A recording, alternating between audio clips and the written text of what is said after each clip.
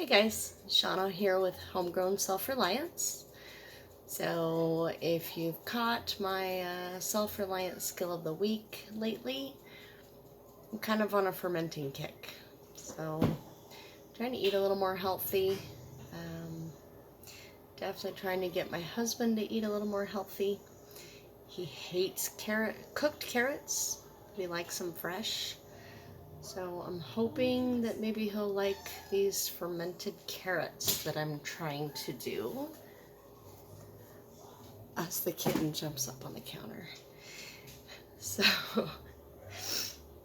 what I've done is I've washed and peeled and cut up my carrots. From what I've read, with lacto fermentation, it's actually best to leave the skins on, but I don't really care for the texture of the skins on my carrots. So I'm going to try to jumpstart this little ferment with some whey. Still got quite a bit of whey left over from my homemade yogurt that I made in the crock pot. So just going to try to do a nice quick little ferment with carrots. So this is going to be fermented ginger citrus carrots. So what I've got here is about 2 cups of my well water, juice from 1 lemon, quite a bit of ginger cut up in there, and I also did about 1.5 cloves of garlic. So,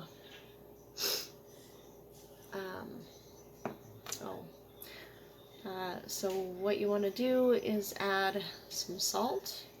I'm using Himalayan pink salt. Anybody else have helpers in the kitchen? So this is Himalayan pink salt.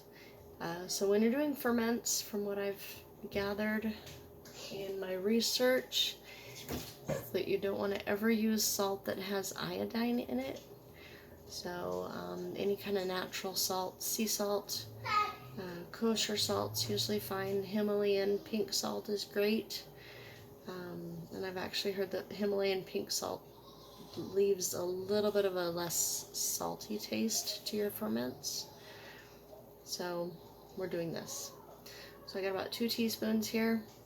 Just going to put it into my water and lemon and ginger and garlic mixture here. Just stir it up till the salt is all dissolved.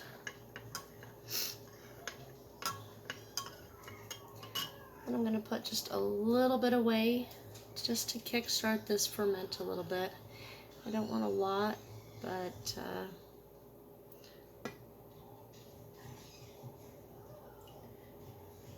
that's maybe a teaspoon or 2. So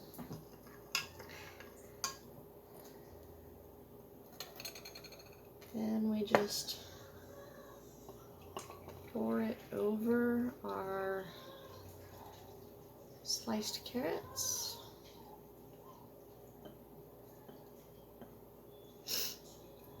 And I can tell I'm going to have a little bit of brine left over. So I'm actually going to scoop out all the goodies in here and put it in there. I want the flavor of the ginger and garlic in with my carrots. So fermenting is actually one of the oldest forms of food preservation. So I thought that learning this skill is going to be really handy for a self-reliance skill. So I can take this new little skill and preserve a bunch of my fruits and veggies from my own garden. So There's a couple of these carrot sticks that are a little high in the brine, so I'm going to push them down. Pack this pretty tight in the hopes that they'll all stay below the brine. And it looks like it's working pretty good. Now, a little bit of the ginger is trying to come up to the surface a little bit. I actually think I might do what I did with the tapache in my last video and get a bag with some water in it.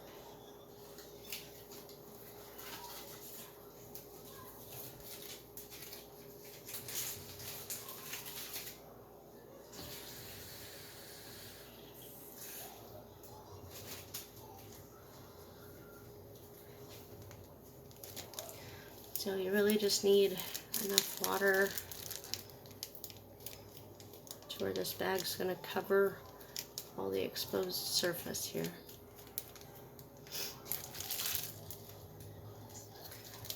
So,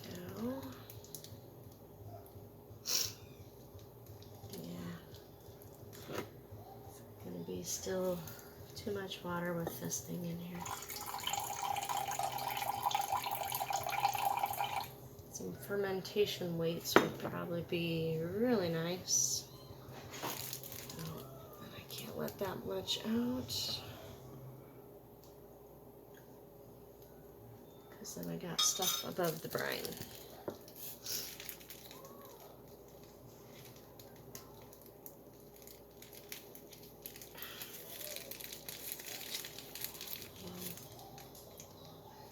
Delicate balance here.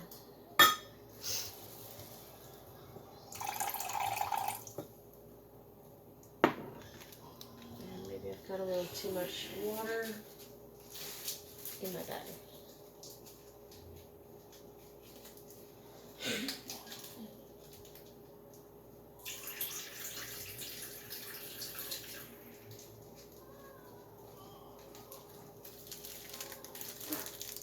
You also want to let out all the air,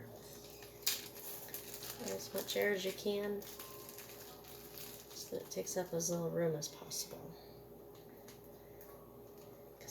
Pretty close on the space here. There we go. Exactly what I was looking for. So let's see if you can see this here. Just put the bag in there. Push it so it's all down in there above the brine level. And just enough to where I can put the lid on it. So, and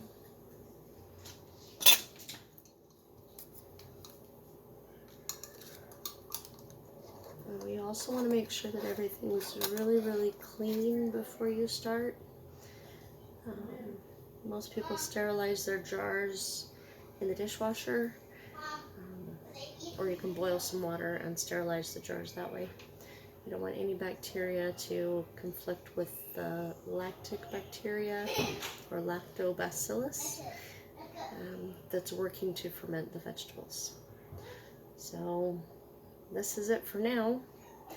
I heard that this takes 3 to 5 days, so hopefully it'll be okay on Friday when I try it. If not, I might have to update you later, but I'll still get the video out on Friday like I planned. See you next time. Hey guys, so this is the results of my fermented carrots in ginger citrus brine. Oh. Got quite a bit of fizziness going on here. Don't know if you saw that, but it just kind of flowed over on me. Should have known to open the jar a little slower.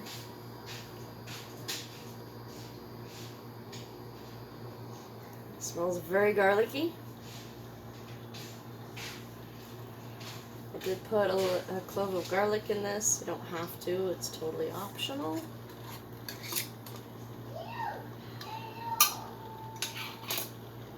So, take out this bag.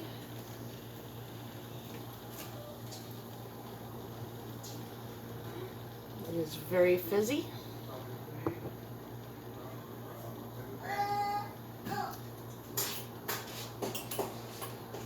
And we're going to do a taste test.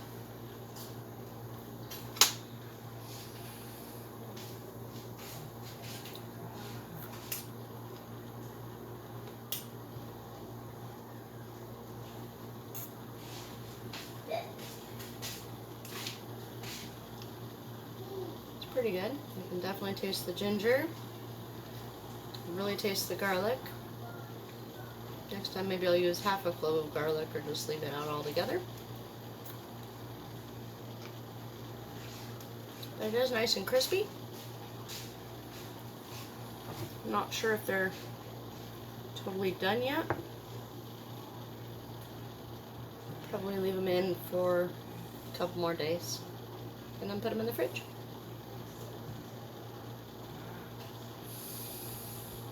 Alright, well, that's it for this episode. See you next week.